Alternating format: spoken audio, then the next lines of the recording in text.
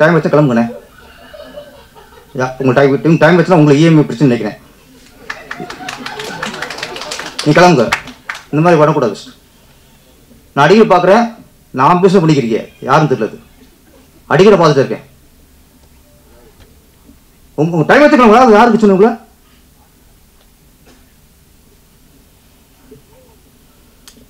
கொஞ்சம் இல்லை இல்லை இது நான் ரெகுலர் பார்த்துருக்கேன். எனக்கு கோவம் வருது. நான் 1 பேசுகிறேன் சார். பாய்க்கிறேன் சார், மன்னிச்சிருங்க சார். நான் அருமையாக பேசுகிறேன்.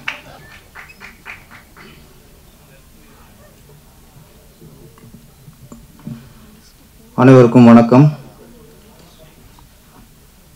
இந்த இஎம் இசை வெளியீட்டு விழாவில் நான் சிறப்பு விருந்தினராக கலந்துக்கலை. இந்த படத்தில் ஒரு பங்குன்ற கலைஞராக தாங்க நான் கலந்துக்கிறேன்.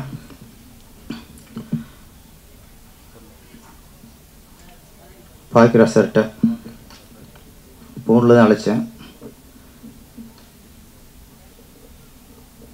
மாணவி சார்கிட்ட சொல்லி அஸ்ன்னு சொல்லுங்க அப்படின்னு சொல்லி சொன்ன உடனே எந்த மறுப்பு இல்லாமல் சார் ஒன்று வந்துட்டார்.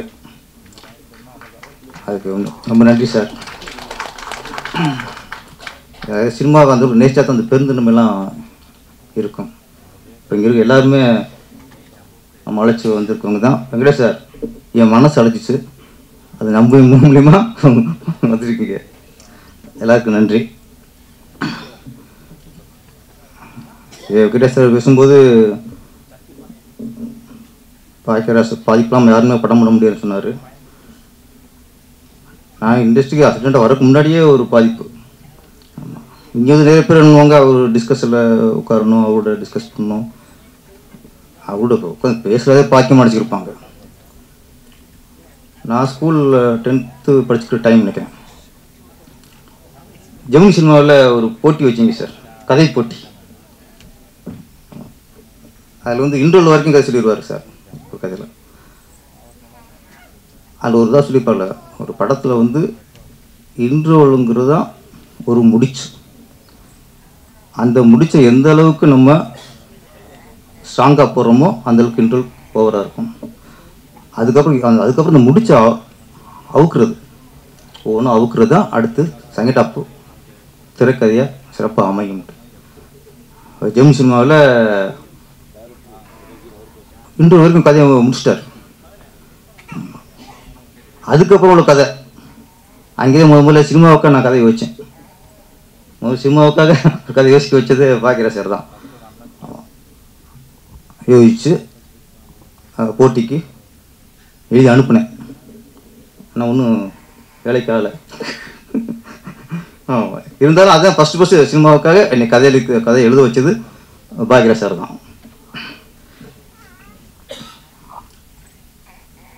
பாக்கியராஜ் சாரை பற்றி இப்போ நிறைய பேர் பெஸ்ட்டு இருக்கலாம். அவன் எப்படின்னா கதை, திரைக்கதை, வசனம், டைரக்ஷன், அப்புறம் இது 3 தான். முன்னெல்லாம் திரைக்கதை டைரக்ஷன் தான் இருக்கும். இந்த கதை, திரைக்கதை, வசனம், டைரக்ஷன் இது 3 போட்டால் தான் அவன் தான் முழுமையான டைரக்டரு அப்படின்னு ஒரு வந்துச்சு. டி ராஜேந்தர் ஒருத்தர், அப்புறம் சார். அதுக்கப்புறம் அந்த இது 3 போடணும். கதை வசனம் ஒருத்தர், திரைக்கதை டைரக்ஷன் ஒருத்தர்னா அது டைரக்டருக்கு மதிப்பு இருக்காது. அப்போது ஒரு இயக்குனருக்கு மதிப்பு இழக்க செஞ்சது பாக்கியராஜ் சார் தான். அப்போ இப்போ மலையாளத்தை சொன்னீங்கள, மலையாளத்தில் வந்து எப்படின்னா இப்போ தமிழ் ஃபீல்டு ஏன் அப்படி இருக்குது, மலையாள ஃபீல்டு ஏன் இன்னைக்கு சிறந்து விளங்குது அப்படின்னா, இங்கே ப்ரொடியூசர் என்ன பண்ணுறாங்க, ஒரு நான் பாக்கியராஜ் ஒர்க் பண்ணியிருக்கேன் அப்படின்னு பண்ணிக்கிறேன். ஆமாம், எத்தனை நாள் ஒர்க் பண்ணிக்கிறேன்? பாக்கியராஜ் 10 ஒர்க் பண்ணியிருக்கேன். முந்தான முடிச்சு தூண்டு வச்சு டார்லிங் நான் சொல்லிவிட்டு ஓகே ஒரு கதை ஆசிரியர், ஓகே பட்டுக்கொடை புறவர் கதை இதோட கதை சார் நான் இயக்க போகிறேன் அப்படின்னா அந்த பிடிச்சி ஒத்துக்க மாட்டாங்க. உனக்கு கதையே பண்ண தெரியல, நீ என்னடா டைரக்டரு அங்கே அடிக்கிட்டு போகிறோம். நான் ஒரு நாவலை தூக்கிட்டு போயிட்டு சார் அது நாவல் நல்லா இருக்குது சார், இதை நான் படம் பண்ணலாம்னு இருக்கேன், எனக்கு வாய்ப்பு கொடுங்க. நீ யார் ஒர்க் பண்ணியிருக்க சார்? நான் பாரதிட்ட 5,000 படம் ஒர்க் பண்ணியிருக்கேன். கதை இது நாவல் சார். யார் நாவல்? வேறு ஒரு கே நாராயணன் சாரோட நாவல். நம்ப மாட்டாங்க. ஏன்டா ஃபஸ்ட்டு படம் உனக்கு அதே ஒன்று தெரியல, நீ எப்படி டேரக்ஷன் கொடுக்குறது? தமிழ் பிடிச்சல சொல்கிறேன். இங்கே டைரக்டர்னா அவர் தான் கதை எழுதணும், அவர் தான் வசனம் எழுதணும், அவர் தான் திரைக்கதை எழுதணும், இப்போ அவர் தான் பாட்டு எழுதணும். நல்ல வேலை இடையில பிரகாஷ் வந்து இசையமைச்சிட்டாரு, பாட்டு எழுதிட்டாரு, பாட்டு பாடிட்டாரு. அதெல்லாம் கொஞ்சம் மைல் ஏற்றலை சார். இல்லைன்னா இப்போ வர்றவங்களாம் கதை, திரைக்கதை, வசனம், இசை, பாடல்கள், பாட்டு பாடணும், நீ தான் டைரக்ஷன் இத்தனை இருந்தால் தான் உங்கள் டேரக்டர் ஒத்துக்கணும்னு ஆயிருக்கும். கொஞ்சம் அதில் தப்பிச்சிட்டோம். அதான் மலையாளத்தில் அப்படி இல்லை. மலையாளத்தில் இன்றைக்கும் ஒருத்தர் டைரக்டருக்கு என்ன அனுபவம். ஜோஷ் ஒர்க் பண்ணியிருக்கியா, பாசிட் ஒர்க் பண்ணியிருக்கியா, சித்திட்டு ஒர்க் பண்ணியிருக்கியா? அப்போ இந்த பெரிய டைரக்டர்கிட்ட ஒரு 5,000 ஒர்க் பண்ணியிருக்காருன்னா அந்த நம்பிக்கை ஃபஸ்ட்டு வந்துடும் உங்களுக்கு. அதுக்கப்புறம் சார் என்னோடய ஃப்ரெண்டோட கதை சார், இது சார் அப்படிங்க கதை டிபார்ட்மெண்ட் வேறு, டைரக்ஷன் அனுபவம் வேறு. அங்கே டைரக்ஷன் அனுபவத்தை பார்க்குறாங்க, கதையும் தன்மையை பார்க்குறாங்க. தனித்தனியாக பார்க்குறதுனால இன்றைக்கும் அந்த சொல்லிக்கல கண்டென்ட்டு இன்றைக்கி இங்கே ஜெயிக்குது. அதனால் சார் உங்களால் சார் எங்களுக்கும் பாதிப்பு. எங்கள் கதை எல்லாத்தையும் கேட்குறாங்க நம்மள்கிட்ட. அப்புறம் கைக்குட்டே ராணி, தமிழ்நாட்டில் எல்லா குடும்பத்துக்கும் அப்படி தான், அவங்க தான் ராணி. தேவானி மேடம், அவங்க நான் ரொம்ப மதிக்கக்கூடிய ஒரு ஆர்டிஸ்ட் தேவானி மேடம். ரொம்ப பிடிக்கும் அவங்கள, ரொம்ப நான் அவங்க மேலே அவ்வளோ மரியாதை எனக்கு. ஆமாம், நான் எல்லாரும் பேசிட்டு சொல்லிட்டே இருப்பேன், ஏன்னா அவ்வளோ பிடிக்கும்.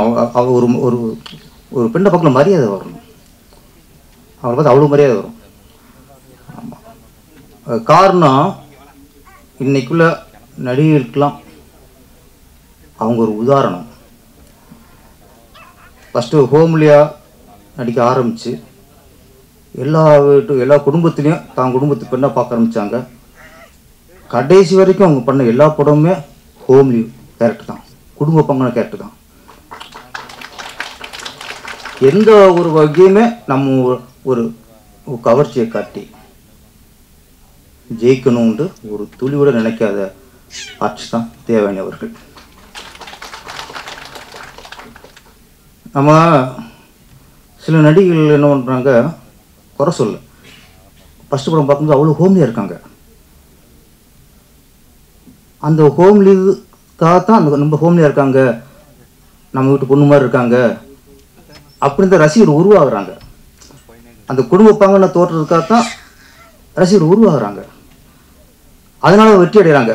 ஒரு நாள் வெற்றி அடைஞ்சதுக்கப்புறம் அவங்க கவர்ச்சியை காட்டுறதுக்கு ஆர்வம் காட்டிடுறாங்க. ஒன்றே ஒன்று தீர்க்கமாக சொல்லணும், உங்களுடைய குடும்ப பாங்கான தோற்றத்துக்கும் நீங்கள் ஏற்று நடிக்கிற குடும்ப பாங்கான அந்த கேரக்டரையும் கவர்ந்து தான் ஒரு ரசிகர் கூட்டம் வரும்போது நீங்கள் கவர்ச்சியாக நடித்தா அவங்களுக்கு பிடிக்காது, அதை ரசிக்க மாட்டாங்க. அந்த உண்மையை தெரிஞ்சுக்கங்க. நம்ம எங்கள் வீட்டு பொண்ணு மாதிரி பார்க்கும்போது அது கவர்ச்சி காட்டினா எப்படி பிடிக்கும்? அப்போ நீங்கள் குடும்பப்பாங்கன்னு தோட்டம் உங்களுக்கு இருக்குது, அதனால உங்களுக்கு ரசிகர் உருவாயிருக்காங்க. ஒவ்வொரு குடும்பத்துலேயும் அவங்களோட குடும்ப பெண்ணை பார்க்குறாங்கன்னா கடைசி வரைக்கும் காப்பாற்றணும். அப்படி காப்பாற்றி இன்னைக்கு மரியாதைக்குரிய ஒரு பெண்மணியாக திகழ்கிறவர் தான் தேவானி அவர்கள்.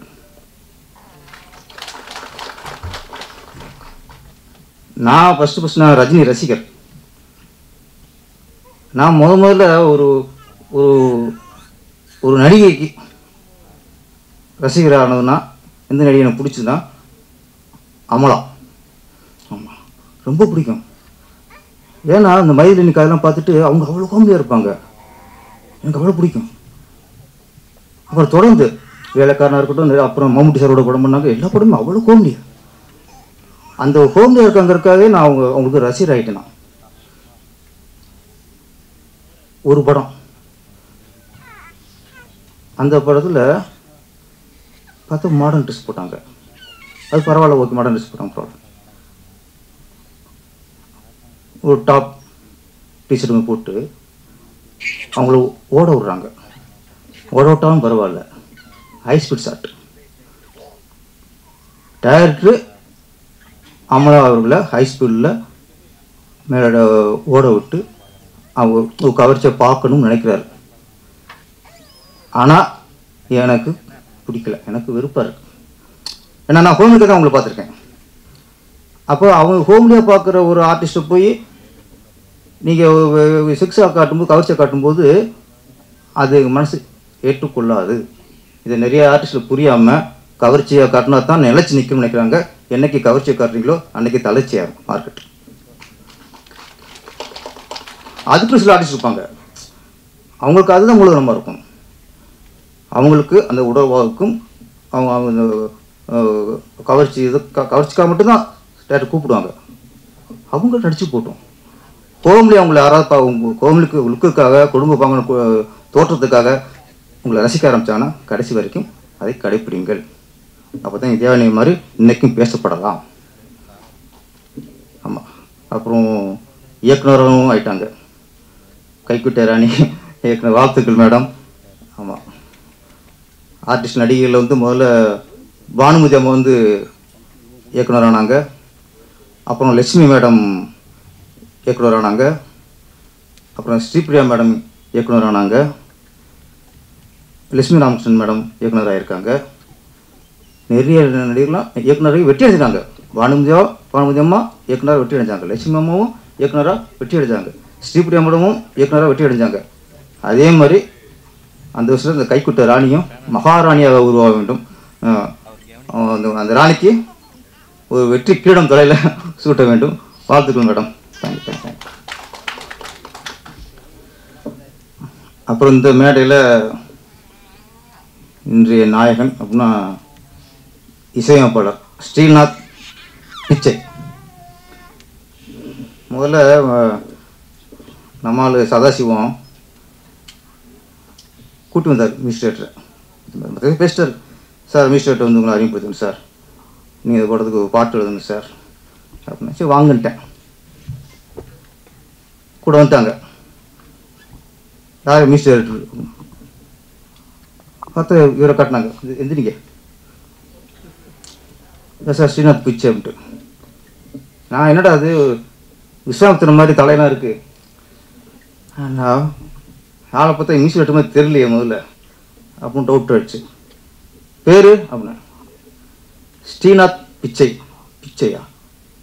நான் ஏற்கனவே ரிஷி மாதிரி இருக்காப்புல, பேர் வேறு பிச்சை.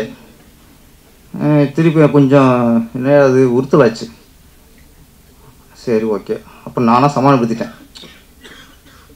பிச்சைக்காரன்னு படம் டைட்டிலே பிச்சைக்காரன்னு வச்சு படம் ஓடலையா? கோடீஸ்வரன் அப்படிலாம் எடுத்து சில படம் சரியாக போகலை. ஆனால் பிச்சைக்காரன் படம் எடுத்து மிகப்பெரிய ஹிட்டு. ஓகே, ஒரு சமாதானம். அப்புறம் சுந்தர் பிச்சை, சூப்பர், உலகளவில் வெற்றி அடிச்சான் அந்த மனுஷன். அப்போ அந்த பிச்சை பேருக்கும் இதுக்கு சம்மந்தம் இல்லை, திறமை தான் ஜெயிக்கும். சில பேர் சொல்லுவாங்க நெகட்டிவாக பேர் வைக்கக்கூடாதும்பாங்க. பாக்கியராசு படம் எல்லா படமுமே நெகட்டிவ் தான். ஒரு கை ஓசை நெகட்டிவ் தான். இப்போ ஒரு கை ஓசை வரும் வராதுல்ல, அது ஹிட்டு. மௌன கீதங்கள், சரி மௌனமாக அப்படி கீதம் பண்ண முடியும்? மௌனமாக கம்முன்னு இருக்கணும், அது மௌன கீதங்கள், அதுவும் நெகட்டிவ் தான். தூரல் நின்று போச்சு.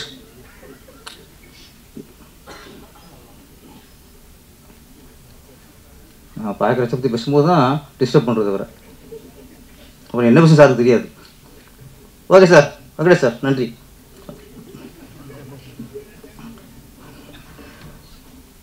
தூரல் நின்று போச்சு. இப்போ நம்ம ஒரு பிடிச்சிட பிடிச்சி, நான் தான் ஃபஸ்ட்டு படம் பண்ணுறேன்னு வச்சுங்களேன், கதையெல்லாம் சொல்லி கதையெல்லாம் ஓகே போச்சு. பிடிச்சிட ஒரு டைட்டில் கேட்குறாரு, என்னப்பா டைட்டில் சார்? தூரல் நின்று போச்சு. கிளம்பிட்டுருவேன். ஏண்டா சொல்லும்போதே நின்று போச்சுங்கிற, விளங்கும் போடான்றான். ஆனால் தூரல் நின்று போச்சு என்ன ஹிட்டு சார்? இப்படி நெகட்டிவ் டைட்டில் வச்சு அவர் சக்ஸஸ் பண்ணார். என்ன சொன்னா, அதனால் பிச்சைக்கும் இதுக்கும் சம்மந்தம் இல்லை. அது வேற இது வேற. திறமை இருந்தால் நம்ம நெகட்டிவ் பார்க்குற மாதிரி நெகட்டிவ் டைட்டில் வச்சாலும் ஓடிடும். திறமை இருந்தால் பேரில் பிச்சை இருந்தாலும் இசையமைத்து அவர் கோடிசன் ஆயிடுவார். அப்புறம் இவருக்கு எனக்கு இன்னொரு ராசி இருக்குது. இப்போ தான் நான் கண்டுபிடிச்சேன். ஒரு 3 இசையமைச்சிருக்காரு. ஒன்று ரூ, அடுத்து இஎம்ஐ, இன்னொன்று கொட்டுறவன் போயிட்டு இருக்கு. இது 3 நான் நடிச்சிருக்கேன். அப்போ பிச்சைக்கு எனக்கு இந்த ராசி. அப்போ இது அப்போ பார்த்து நடித்தேன். நம்ம அன்றைக்கி பிச்சைன்னு சொன்ன யோசிச்சுமே, அப்போ இந்த பிச்சை சேமிச்சு எல்லா நம்ம நடிச்சுக்கிட்டு இருக்கோமே, அப்போ பிச்சைக்கு நமக்கும் ஒரு ராசி இருக்குது. அதனால் பிச்சை வாழ்த்துறேன். ஆமாம், நிறைய படம் நீங்கள் நிறைய 10, 20, 30, 100 கூட எடுக்கணும். அப்போ நான் நடிக்க முடியும். உங்களுக்கு ஒரு ராசி இருக்குல்ல. அப்புறம் இதில் ஆதவனையும் ஆதங்கம் வைக்கலாம் ரேட்டில். சார் அண்ணா நீங்கள் ரொம்ப என்னை ஃபீல் பண்ண வச்சியே. நான் கூட என்னடா ஃபஸ்ட்டு ஒரு படம் சொல்கிறாரு, ஒரு படத்தான் கூப்பிட்றாங்க போல இருக்கு. நல்ல திறமையான ஆள். அந்த ஸ்பாட்டில் டேரக்டாக அப்பப்போ கவுண்ட் அடிப்பார். அவ்வளோ திறமை இருக்குது, அவ்வளோ காம்படிஷன்ஸ் இருக்குது. இவர் பயன்படுத்திக்காமல் என்னடா வருஷத்துக்கு ஒரு படம் தான் அப்படிங்கிற. அப்படி அந்த பிளாக் பண்ணி சும்மா இருக்கும். இது நண்பு சார். எப்பவுமே நண்பரால் தான் நம்மளுக்கு பிரச்சனை. எப்பவுமே கூட இருக்கும் தான் புளி வரிப்பான். பாய்ப்பில் சொல்லியிருந்தார் ஒரு பேட்டி இல்லை. அது முந்தான முடிச்சல 4 துரோகிகள்ன்ட்டு. அது மாதிரி கூட இருந்த பிளாக் பாண்டி சும்மா அவர் ஃபீல் பண்ணிட்டாரு. நானும் நினச்சேன், சரி யாராவது நீ இப்போ ஃப்ரெண்ட்ஸ் படம் இருந்துச்சா நம்ம ஆதவங்க சொல்லணும், சரி எப்போ நல்ல திறமைசாலிப்பா யூஸ் பண்ணிக்கமா சொல்லணும்னு நினைக்கிறேன். பிளாக் பாண்டி அவர் யூஎஸில் இருக்கார் சார். அவர் எப்போ வருவாரோ அப்போ நடிச்சுட்டு அப்போ கிளம்பிடுவார். அவர் சரி ஓகே இது வேறு மாதிரி ஒரு டிஸ்ட்ரிபியூட். நம்ம அப்போ எனக்கு போச்சு. எனக்கு அப்போ நிறைய சம்பாதிக்கிறாரு. அவர் யூஎஸ்ஏ செட்டில் ஆகிட்டார். அவர் இந்திய குடிமகனே இல்லை, முதல்ல தமிழ் குடிமகனே இல்லை. அவர் யூஎஸ் இந்திய குடிமகனுக்கு நான் ஏன் போராடணும் அப்படின்னு நான் ஒரு அண்ணியை நினச்சிட்டேன். அப்புறம் அவர் ஆதவன், நான் அஜித் மாதிரி நான் வருஷம் ஒரு படம் பண்ணுவேன். அவர் காரேஸு போயிட்டார், ஒரு படம் பண்ணார். நீ யூஎஸ்ஏ போய்ட்டு ஒரு படம் பண்ணுறீங்க. இதுக்கு நாங்கள் என்ன பண்ணுவோம்? நடிங்க. நீங்கள் உங்கள் ஆசைக்கு போயிட்டு ஒரு படம் பண்ணோம், நாங்கள் ஃபீல் பண்ணணும். இதுக்கப்புறம் யூஎஸ்ஏ ப்ரோக்ராம் கட் பண்ணுங்க, 6 மாதம் இங்கே இருங்க. போச்சு. அதனால் 6 மாதம் இங்கே இருங்க. அந்த இந்திய குடியுரிமையை ரெனியூ பண்ணுங்க. ரெனியூ பண்ணிட்டு 6 படம் நானே வாங்கி தந்துடுறேன். இதான் எத்தனை டேரக்டர் இருக்காங்க, எல்லோரும் பொறுப்பு. பிளாக் பாண்டி அந்த பிளாக் அவர் உடனே லேடி சூப்பர் ஸ்டார் நயன்தாரா வேணான்னாங்க. அது அவங்க வேணான்னாங்க. இவர் அது மாதிரி பிளாக் பாண்டி நீங்கள் பாண்டி கூப்பிடுங்க. அது பாண்டி சொல்லணும், நீங்கள் சொல்லக்கூடாது. அடுத்தவனை கட் பண்ணுறதுலேயே இருக்கிறது. அவர் வாய்ப்பை கட் பண்ணுறாரு, இவர் ஒரு பட்டத்தை கட் பண்ணுறாரு. ஆனால் பிளாக் பாண்டியை மாற்றவே முடியாது. ஏன்னா பிளாக் பண்ணிக்கிறது அவர் உருவ கலருக்காக வச்சது. அதனால் அது சேர்ந்து சார், அது சேர்ந்து தான் பிளாக் பாண்டி. ஓகே. அப்புறம் இந்த படத்தில் ஒரு பாடல் அதுதான் வந்தாங்க. முதல்ல எழுதி வாங்கிட்டு அப்புறம் நடிக்க வச்சுட்டாங்க. அந்த பாட்டு தான் அந்த அசுக்கு புஸ்கு மட்டும் பாட்டு. நான் ஃபஸ்ட்டு ஒரு டைப்பாக எழுதினேன். அவங்க எல்லோரும் மியூசிக் டைரக்டர் எல்லோருமே இல்லை சார், நீங்கள் விஜய் படத்தில் ஓப்பன் சாங் எழுதுவீங்களே, ஆமாம் அது மாதிரி பவர்ஃபுல்லாக வேணும்ண்ணா. ஐயோ அது விஜய்க்கியா? இல்லை சார் அந்த மாதிரி ஒரு சாங் வேணும் சார். சரி நான் விட்டேன், சரி ஆசைப்படுறாங்களே சரி ஒன்று அடிச்சிட்டேன். அடிச்சுட்டு ஆனால் இந்த பேர் தான் பிச்சை, நம்மளை பிச்சை எடுத்துட்டாரு. ஆமாம் சார் டென்ட்டுக்கு வாங்குங்கிறாரு. ஓ என்னங்க டென்ட்டுக்கு வாங்குங்கிறேன் சார், கொஞ்சம் இங்கிலீஷ் வார்த்தைலாம் போட்டு இப்படி தானே. அப்போ தான் நிறையா இங்கிலீஷ் வார்த்தைலாம் போட்டு நிரப்பி அனுப்பியாச்சு. நான் டவுட்டில் இருந்தேன் என்னடா. அப்புறம் சாங் போட்டு கேட்டாங்க. போட்டு காட்டணும்போது இன்னும் பயந்துருச்சு. விஜய் சார் மாதிரி பாட்டு எழுத சொல்லும்போது பயம் இல்லை. சாங்கு போட்டு காட்டும்போது எனக்கு விஜய் சார் பேசும்போது தான் வந்துட்டு போகுது. என்னடா இங்கே இவ்வளோ டெம்பிள் அடிச்சிருக்காங்களே மேக்ஸா, இவன் புது ஹீரோ புதுசு இன்னொன்று போகிறாங்களேன்னு பயம் இருந்துச்சு. அப்புறம் முடிச்சுட்டு ஒரு நாள் போட்டு காட்டினாங்க. மாஸ்டர் சுரேஷங்க சூப்பர் சார், பெண்டு கட்டிட்டாரு அவர். அப்படி வச்சுருப்பாங்க உங்களுக்கு ஏஆர்எஸ் படத்தில் விஜய் சார் எப்படி ஆடினாரோ அது மாதிரி முட்டி போட்டு பரண்டு என்ன ஆட வைக்கணும்னு அங்கேயும் விட்ட போட்டாங்க உங்களுக்கு. அவர் சொல்லி பார்த்துருப்பாரு, தம்பி உண்டு நீங்கள் அதுவும் கொடுங்க. ஆனால் சார் நல்லா ஆட வச்சிருக்கு சார். ஒரு புது இருந்தளவுக்கு ஆட மாதிரி தெரில. ஒரு நல்ல ஒரு சாங் சில புதுசு ஆடுறவங்க போது நமக்கு கொஞ்சம் ஓவராக தெரியும், மிகையாக தெரியும். இந்த பாட்டு பார்க்கும்போது ஒரு புதுமுகம் இந்த மாதிரி ஆடிக்கான்னு தெரில, யதார்த்தமாக நல்லா அமைஞ்சு வச்சு. வாழ்த்துக்கள் சதாசிவம். ஆனால் இவர் ஏன் அஸ்டன் சொல்கிறாரு, ஆனால் இவர் ஏஸ்டன் மாதிரி இல்லை, அவர் பாய்க்கிற அஸ்டன் மாதிரி இருக்கார். நம்ம உள்ளே டைரக்ஷன் தான் ஒதுக்கிட்டோம், ஏதோ என் படத்துக்கு ஒரு சீன் வருமே அவ்வளோதான். இவர் வந்து பாய்க்கிற அஸ்டன் நினச்சிட்டு தான் ஒரு இருந்திருக்காரு, சும்மா நம்மளை சொல்கிறது குருநாதன்ட்டு. பாய்க்கிறது தான் அவரே டைரக்டர், அவரே ஹீரோ. அது மாதிரி அவரே டைரக்டர், அவரே ஹீரோ. அப்போ நீ வந்து பாய்க்கிறதோட அஸ்டண்ட் தான், அவரோட அஸ்டண்ட் தான். அவன் உனக்கு வந்து மானசிக குரு பாய்க்கிற சார் தான், இண்டஸ்ட்ரிக்கே அவர் தான், உங்களுக்கும் அவர் தான். இன்னைக்கு சார் வந்து வாழ்த்துறதே உங்களுக்கு பெரிய பாக்கியம்ப்பா. அப்புறம் இந்த இஎம்ஐ டைட்டிலுக்கு வருவோம் சார். சீக்கிரம் முடிச்சிடும் சார்.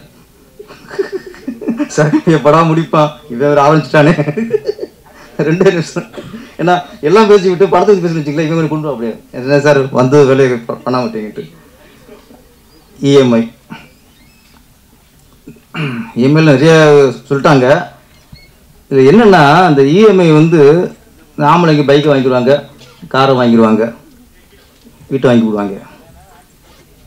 பைக்கை வாங்கிவிட்டு ஒரு 3 மாதம் 4 மாதம் நல்லா கட்டுவாங்க. அதுக்கப்புறம் 3-4 வருஷம் கட்ட மாட்டாங்க. அவங்க காலையில் டிஃபன் சாப்பிட்டு நல்லா சோத்தை கட்டிக்கிட்டு அந்த இஎம்ஐயில் அவங்க பைக்கை ஸ்டார்ட் பண்ணிட்டு கிளம்பிடுவா ஆஃபீஸ்க்கு. எத்தனைக்கு 8 மணிக்கு தான் கிளம்பிடுவாப்புல. கரெக்டாக 9 மணிக்கு வருவான். டிங் டிங்குமா கதை தூக்கிறது யார்? அவர் ஒய்ஃப். இஎம்ஐ வாங்கிறது கணவன். அவன் வந்து அவன் பண்ணுற டார்ச்சராக இருக்குன்னு உங்களுக்கு பேசுகிற தோரணை இருக்கும்ல, அவன் ஆதரவு மாதிரி தான் பேசுகிறதுலாம் அப்படி இருக்கும். எங்கே உங்கள் புருஷன் எப்போ வருவார், ஃபோன் பண்ணுங்க. அப்புறம் இல்லைங்க அது ஃபோனை எடுக்க மாட்டார், நாங்கள் போனால் எடுக்க மாட்டார், நீங்கள் முன்னாடி எடுங்க, போடுங்கம்மா ஸ்பீக்கர் போடும். அதுதான் ஸ்பீக்கரில் போடணும். இதை அப்புறம் எப்படி சமாளித்து போயிடுவாங்க. அதுக்கப்புறம் சாயந்தரம் வருவோம் 4 மணி போல். வந்துட்டாரா அவங்க புருஷன் போனவர் நைட்டு 12 மணி வந்தால் கூட அவங்க கலவிட மாட்டாங்க. ஒய்ஃபு லேட்டாக வந்தால் கூட கலவிட மாட்டாங்க. இவன் வந்து கலப்புவார், இன்னும்மா வரல உங்கள் புருஷன் ஆமாட்டா. அது ஒரு சரி. மறுநாள் 2-3 நாள் கழிச்சு இவன் வந்து பெல் அடிப்பான். அந்த மாதிரி கதவு திறக்கிறதா வேணாமா? வந்திருக்கிறது யார்? சொந்தக்காரன் வந்திருக்கானா, இல்லை ஒரு கடன் கேட்டேன் கடன் கொடுக்க வந்திருக்கானா? அப்போ திறக்காம போச்சுன்னா இப்போ டென்ஷனில் வந்து யாருன்னு பார்க்குறங்கிட்டு அதுக்கப்புறம் மொட்டை மொத்தம் எட்டி பார்ப்பாங்க. அதனால் பைக் அது நிற்கும், நிற்பானா திறக்கவே மாட்டாங்க. பயம். 1 கழிச்சு பார்ப்பாங்க, வெளியவே நிற்பான், கதை திறக்க முடியாது, பயம். இதில் புருஷன் லோனில் வாங்கி பைக்கை வாங்கி அவன் கிளம்பி போயிட்டான், ஆஃபீஸ் நிம்மதியாக ஒர்க் பண்ணிக்கிருப்பான். இங்கே வந்து இஎம்ஐக்கு வசூல் பண்ண வராங்கல்ல, இவங்களை மாட்டிட்டு ஒரு பொம்பளை யோசிச்சு பாருங்க சார். அதை எதிர்கொள்கிறது யார்? லேடிஸ். அப்போது நம்ம இஎம்ஐ வாங்கிட்டு நம்ம பைக்கை ஓட்டிட்டு சர்னு போயிடும். இங்கே பதில் சொல்கிறது, வெளியே வர முடியாமல் நிற்கிறது, அவன் அசிங்கமாக ரொம்ப கேவலமாக கேட்பான். ஒரு ஸ்டேஷனில் போவான்றான், என் புரிச்சு நீ பேச மாட்டியா அப்படிவான். அந்த பொண்ணு என்ன பண்ண முடியும்? இஎம்ஐ ஆம்பளைங்க வாங்குற இஎம்ஐயால் பாதிக்கப்படுறது பெண்கள் தான் புரிஞ்சுக்கணும் ஃபஸ்ட்டு. நாளைக்கு நம்ம இல்லைன்னா லேடிஸை டார்ச்சர் பண்ணுவாங்க, அவங்க அசிங்கமாக பேசுவாங்க, அவமானப்படுத்துவாங்கிறத நம்ம புரிஞ்சுக்கணும். இதில் ஒன்றே தப்பிச்சிட்டாங்க. என்னென்னா நிறைய பேர் என்ன ஆச்சுன்னா 5 மணி 6 மணிக்கு வரான், 7 மணிக்கு வருது இருந்துச்சு, 7 மணிக்கு வெளியடிக்கிறது கவுத்துட்டுருது. அப்புறம் இதில் பாதிக்கப்பட்டு கொஞ்சம் இப்போ ஒரு சட்டம் வந்திருக்கு, 6 மணிக்கு மேலே இந்த இஎம்ஐ வசூல் பண்ணவங்கள வீட்டுக்கு போகக்கூடாது, இந்த ஃபோன் பண்ணிலாம் டார்ச்சர் பண்ணக்கூடாது. 6 மணி 6:30க்கெலாம் வந்து இவங்க வந்தாங்கன்னா, கடன் கேட்டு வந்தாங்கன்னா போலீஸை கம்ப்ளைண்ட் பண்ணலாம். அதனால நிறைய பேர் நீ தப்பிச்சாங்க. கரெக்டாக நம்ம ஆஃபீஸுக்கு முடிச்சுட்டு வெளியே டீலாம் சாப்பிட்டு டைம் பார்க்குறது 7 மணி ஆயிடுச்சா உண்டு, அதுக்கு வீட்டுக்கு வர்றது. ஆமாம், இது வரைக்கும் இப்போ போனதுலேருந்து இப்போ வர வரைக்கும் சமாளிக்கிறது லேடிஸ். அது குடும்பம். நீ வா 25,000 சம்பளம், நீ லோன் ஆசைப்பட்டு லோன் காரே லோனை வாங்கிவிட்டு மாதம் 20,000 லோன் கட்டுற, மிச்சம் எவ்வளோ இருக்கும்? 5,000. இந்த 5,000த்தில் குடும்பத்தையும் சமாளிக்கணும், வாங்கின லோனுக்கு இஎம்ஐ வாங்கி வசூல் பண்ணுவாங்களே இவங்களையும் சமாளிக்கணும். அது பொங்கல் என்ன பண்ணும்? இதெல்லாம் என்னென்ன பிரச்சனைகள் இருக்குங்கிறத இந்த இஎம்ஐ படம் சொல்லியிருக்கு. படம் பார்த்துட்டு நம்ம வந்து இதெல்லாம் பொழுதுபோக்க பார்க்கக்கூடாது, இது பொறுப்போடு பார்க்கணும். பொழுதுபோக்க பார்க்குற படம் வேற, ஒரு பொறுப்போடு பார்க்குற படம் வேற. இந்த இஎம்ஐ வந்து நம்ம பொறுப்போடு பார்க்கக்கூடிய படம். வாங்கலாம், நமக்கு மாதம் 40,000 சம்பளம் வருதா, அப்போ 15,000 இஎம்ஐ கட்டுற மாதிரி நீங்கள் இப்போ பைக்கையோ இல்லை காரோ வாங்கலாம். மிச்ச பணத்தில் அவங்க வீட்டில் அவங்க குடும்பம் நடத்துவாங்க, சமாளிப்பாங்க. இல்லையே இப்போ செலவு வந்து எப்படி வரும்னு தெரியாது. ஸ்கூல் ஃபீஸ் இன்னைக்கெல்லாம் எங்கே பார்த்தாலும் 1 லட்சம் 1.5 லட்சம் 2 லட்சம் ஏழை வர்றான். மருத்துவம் ஏதோ சும்மா வயிற்றுலையும் ஹாஸ்பிட்டல் போனால் போதும், 1 வருஷம் சம்பாதிச்ச பணத்தை அவன் பிடிக்கிறான். இப்போ மருத்துவத்தில் ஹாஸ்பிட்டலில் ஒரு பக்கம் கொள்ளடிக்கிறான், கல்வியில். அண்ணா உங்கள் டைம் வச்சா கிளம்புங்கண்ணே, உங்கள் டைம் வச்சுனா உங்களுக்கு இஎம்ஐ பிரச்சனை நினைக்கிறேன், நீ கிளம்புங்க. இந்த மாதிரி பண்ணக்கூடாது. நான் அடிக்கடி பார்க்குறேன், நான் பிஸ்னஸ் பண்ணிக்கிறீங்க யாரும் தெரியல, அடிக்கடி பார்த்துட்டு இருக்கேன். உங்கள் டைம் வச்சுக்கலாங்களா? அது யாருக்கு சொன்னீங்களா?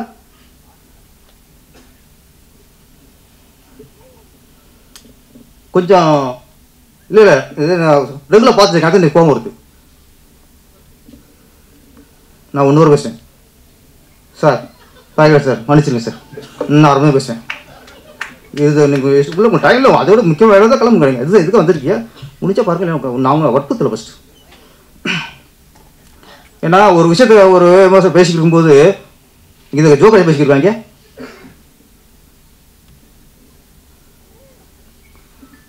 அப்போது 40,000 50,000 சம்பாதிக்கும் போது நம்ம 20,000 இஎம்ஐ கட்டணும், பிரச்சனை இல்லை. எப்படி சமாளிக்கலாம்? ஒரு பக்கம் ஹாஸ்பிட்டலில் கொள்ளடிக்கிறான், ஒரு பக்கம் ஸ்கூலில் கொள்ளடிக்கிறாங்க, எப்படி வாழ்கிறது? இதில் இஎம்ஐ கட்டிட்டு இதுலேயும் வாழ்க்கையை இழந்துக்கூடாது.